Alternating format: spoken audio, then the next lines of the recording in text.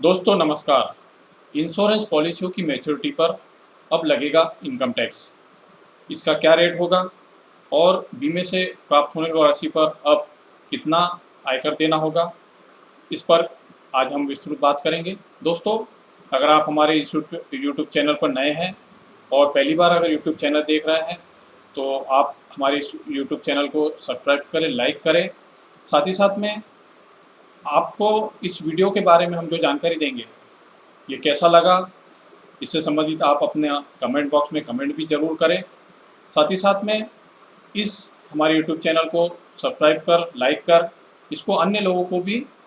भेजें ताकि उनको भी बीमे के क्षेत्र में बीमे से जो प्राप्त होने वाली मैच्योरिटी की राशि है उसमें अब क्या परिवर्तन हुआ है उससे संबंधित जानकारी उनको हो। क्योंकि सामान्यतः आज पूरे देश में सभी के द्वारा बीमा लिया जा रहा है, उसकी प्रीमियम चाहे तिमाही, छमाही या वार्षिक भरी जाती है। तो जब हम हमारे नियमित बचत की हुई राशि बीमे की किस्त के रूप में भरते हैं और जब हमको वो मैच्योरिटी के रूप में मिलती है तो उस पर अब क्या नए नियम आए हैं और किस स्थिति में टैक्स देना होगा, कौन कौन सी पॉलिसियों पे देना होगा। तो दोस्तों, अब जो मैच्योरिटी की राशि LIC से मिलेगी उस पर टैक्स देना होगा, क्योंकि दोस्तों इसमें जो नए नए नियम आए हैं उसमें जो एक हाई वैल्यू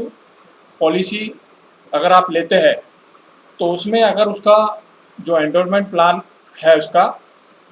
इसको कहेंगे अपन कि high value endorsement life insurance policy.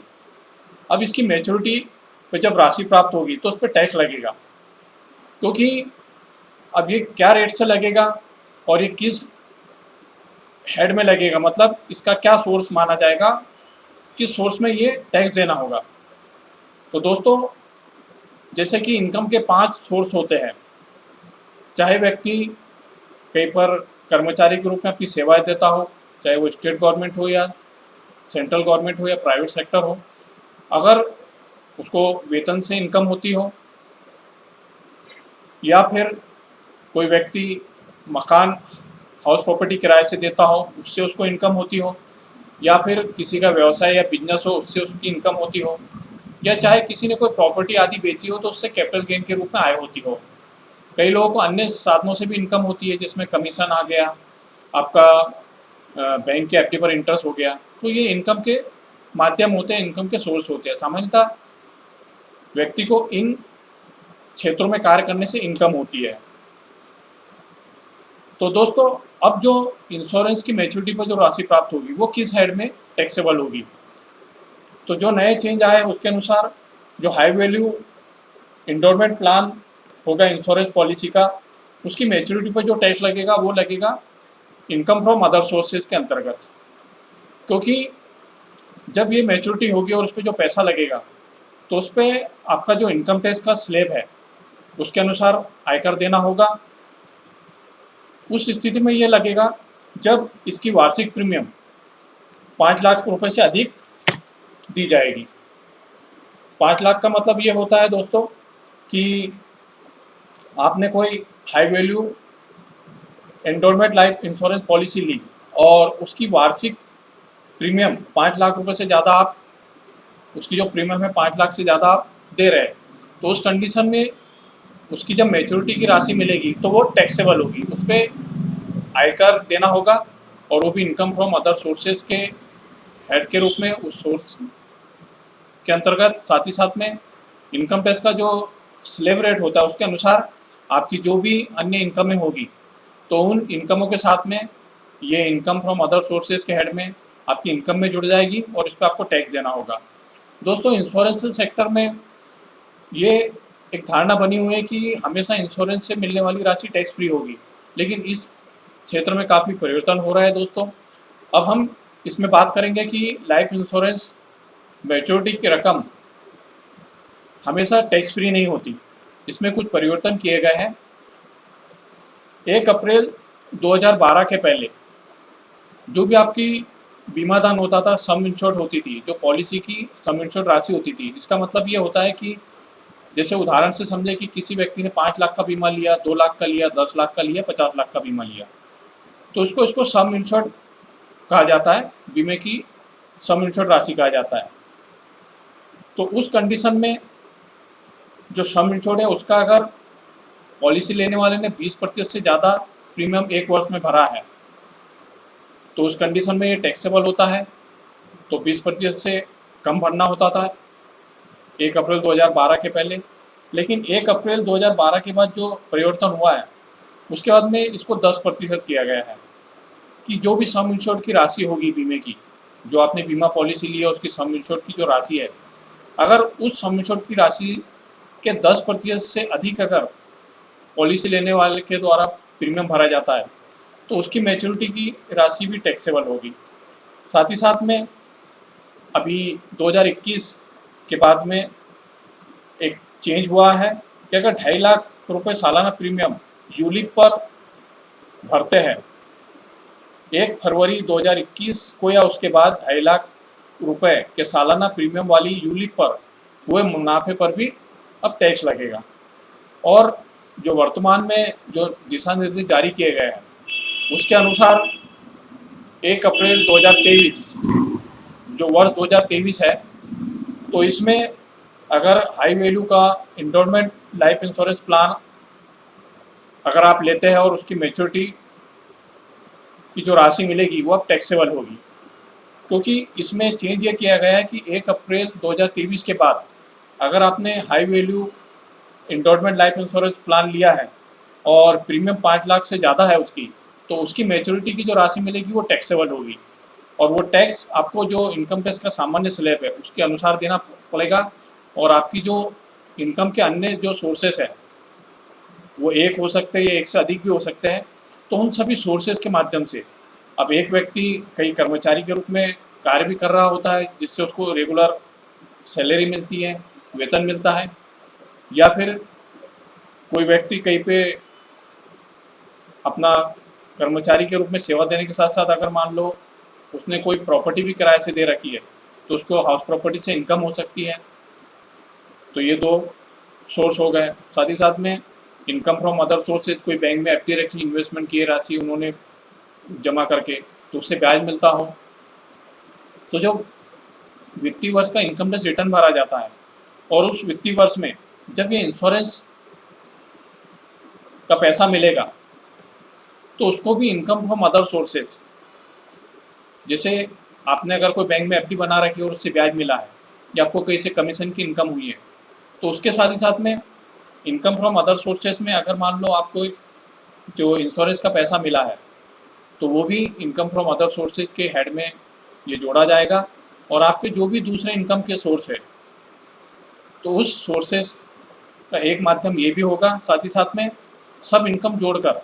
उस पर जो भी आयकर का जो इनकम टैक्स का स्लैब होगा उसके अनुसार अब आपको इसमें आयकर देना होगा। तो एक ये नया चेंज आया है इंश्योरेंस सेक्टर में। तो हमेशा ये आप ध्यान रखें कि जो पॉलिसी आपके द्वारा ली जा रही है उसका सम इंश्योर्ड कितना है, साथ ही साथ में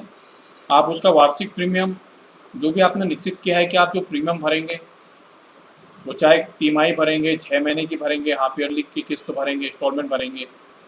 या फिर एनुअल किस्त भरेंगे, तो वो प्रीमियम की राशि कितनी आ रही है। तो आजकल सम इंश्योर्ड और उसकी भरी जाने वाली प्रीमियम की राशि, इसका जो परसेंटेज है तो उसके ऊपर भविष्य में लगने वाला इनकम टैक्स डिपेंड होता है। क्योंकि आज आपने बीमा ले लिया तो आपको ये नॉलेज होना चाहिए कि मेरी सम इंश्योर्ड, मेरी पॉलिसी की जो बीमा धन है वो कितने का है और जो परसेंटेज में इसकी प्रीमियम भर रहा उसकी परसेंटेज वार्षिक कितनी है, ताकि जब भी मुझे ये मैच्योरिटी का पैसा मिले तो उस स्थिति में ये टैक्सेबल होगा या टैक्स फ्री होगा। तो आजकल जो नया चेंज हुआ है तो उससे संबंधित आपको बीमा पॉलिसी लेते समय ये विशेष रूप से ध्यान रखना है कि आपने जो पॉलिसी ली है तो आपका जो बीमा सम इंश्योर्ड है उसका जो आपके द्वारा प्रीमियम भरा जा रहा है वो कितना परसेंट है और वो कितनी राशि का है। क्योंकि पहले इसकी परसेंटेज डिसाइड की गई थी, अब इसकी विगत कुछ समय से प्रीमियम जो भरी जा रही है उसकी राशि डिसाइड कर दी गई है। पहले ये 2.5 लाख रुपए था, उसके साथ ही साथ में अब ये जो हाई वैल्यू की पॉलिसी होगी, इंडोरमेंट लाइफ इंश्योरेंस पॉलिसियाँ होगी, तो अगर उसकी प्रीमियम 5 लाख से ज़्यादा भर रहे हैं आप, तो उसकी मैच्योरिटी पर अब जो पैसा मिलेगा वो टैक्सेबल होगा। अब यहाँ पर सभी इनकम टैक्स के नियम लागू होंगे। जब ये टैक्सेबल होगा तो आपको आपका पैन कार्ड वहाँ अपडेट रखना होगा, साथ ही साथ में उसको पैन और आधार को भी आपस में लिंक रखना होगा, ताकि आपको जो पैसा मिल रहा है और अगर इस पे टीडीएस कटता है तो वो टीडीएस जो आयकर की जो टीडीएस की दर निर्धारित की गई उससे कटे, ना कि मैक्सिमम दर से कटे। अगर आप पैन कार्ड उपलब्ध करा देते हैं और आधार पैन लिंक रहता है आपका, तो आयकर विभाग द्वारा जो निर्धारित की गई दर है उसके अनुसार टीडीएस कटेगा। साथ ही साथ में आप जब आयकर रिटर्न भरेंगे तो उसमें आप इसको क्लेम कर सकते हैं, और अगर आपके द्वारा इनकम जो घोषित की गई है, जितनी इनकम थी उससे ज़्यादा अगर टीडीएस कट गया है, उसके ऊपर जो टैक्स दे आ रहा था, तो रिफंड भी आप ले सकते हैं डिपार्टमेंट से। अन्यथा अगर मान लो आपका पैन कार्ड आधार कार्ड लिंक नहीं है और पैन आपने अपडेट नहीं करा रखा है, तो उस स्थिति में आपको जो ये टीडीएस कटा है उसका रिफंड लेने में भी तकलीफ हो सकती है, इसको क्लेम करने में भी तकलीफ हो सकती है। तो दोस्तों, अब ये जो इंश्योरेंस सेक्टर में जो नए चेंजेस आए हैं, इसकी भी जानकारी आपको होना काफ़ी आवश्यक हो गया है, क्योंकि सामान्यतः आदमी जब अपनी कुछ बचत करता है तो इसको इंश्योरेंस की पॉलिसी लेकर वहाँ इन्वेस्टमेंट करता है, क्योंकि इसके दोनों 3 फायदे होते हैं। एक तो नियमित रूप से थोड़ी सी उसके द्वारा राशि बचत रेगुलर की जाती है, साथ ही साथ में जब वो बीमा की पॉलिसी लेकर उसको यहाँ जब इन्वेस्टमेंट करते हैं तो इसमें उस पीरियड में उनकी रिस्क कवरिंग होती है, उतने का बीमा धन इनका लागू हो जाता है। साथ ही साथ में इसकी मैच्योरिटी पर एक मुश्त बड़ी मात्रा में राशि प्राप्त होती है। साथ ही साथ में अगर इनको पॉलिसी की मैच्योरिटी की जो अवधि है उसके पहले अगर अचानक किसी आवश्यक कार्य के लिए राशि की आवश्यकता होती है, रुपये की आवश्यकता होती है, तो वो इस पॉलिसी पर लोन भी ले सकते हैं। तो एक तरीके से ये काफ़ी बहुत ही अच्छा इन्वेस्टमेंट स्रोत माना जाता है इंश्योरेंस पॉलिसी, कि जब इन्हें पैसों की आवश्यकता हो तो ये लोन भी ले सकते हैं। तो दोस्तों, जब ये पॉलिसी मैच्योर हो उस समय टैक्स की क्या स्थिति होगी, टैक्स लगेगा नहीं लगेगा, ये आपके द्वारा ली जाने वाली पॉलिसी और उसके ऊपर उसका जो सम इंश्योर्ड है और कितना प्रीमियम आप वार्षिक रूप से भर रहे हैं उस पर डिपेंड करेगा। तो आप इसका विशेष ध्यान रखिए। अभी जो दिशा निर्देश जारी किए गए हैं तो उसमें ये वर्तमान चेंज जो आया है कि अगर हाई वैल्यू पॉलिसी का जो इंडोरमेंट लाइफ इंश्योरेंस पॉलिसी अगर लेते हैं और उसका प्रीमियम अगर 5 लाख से ज़्यादा है, तो उस स्थिति में उसकी मैच्योरिटी पर अब टैक्स लगेगा। तो इसकी आप लोग विशेष रूप से जानकारी रखें, और दोस्तों हमारे इस YouTube वीडियो को ज़्यादा से ज़्यादा लोगों को भी शेयर करें, ताकि उनको भी इसका बेनिफिट मिले, फ़ायदा हो, क्योंकि जो नए नए चेंजेस आ रहे हैं उसकी जानकारी होना बहुत ज़रूरी है। अभी इंश्योरेंस जो है काफ़ी महत्वपूर्ण सेक्टर है, क्योंकि कोरोना के बाद में और काफ़ी लोगों का इसके प्रति आकर्षण बढ़ा है, क्योंकि कोरोना में जो जान माल की लोगों की हानि हुई है और जो आर्थिक तंगी और आर्थिक परेशानियों का सामना करना पड़ा है, तो उससे लोगों का इंश्योरेंस सेक्टर में इन्वेस्टमेंट के प्रति रुझान, आकर्षण काफ़ी बढ़ा है। तो इस और सभी को जानकारी होना चाहिए कि क्या नए परिवर्तन आए हैं और हमें किन बातों की ध्यान रखना चाहिए, और अगर आपको ये जानकारी होगी तो आप इस प्रकार से सही प्लान लेंगे, और मैच्योरिटी पर जब राशि प्राप्त होगी तो उसमें उस समय इसकी स्थिति क्या होगी, किस पे टैक्स लगेगा या टैक्स फ्री होगा, इसकी जानकारी आपको होगी। दोस्तों, आज हमने इंश्योरेंस पॉलिसी से मिलने वाली बीमे से जो राशि प्राप्त होती है उससे मिलने वाली राशि पर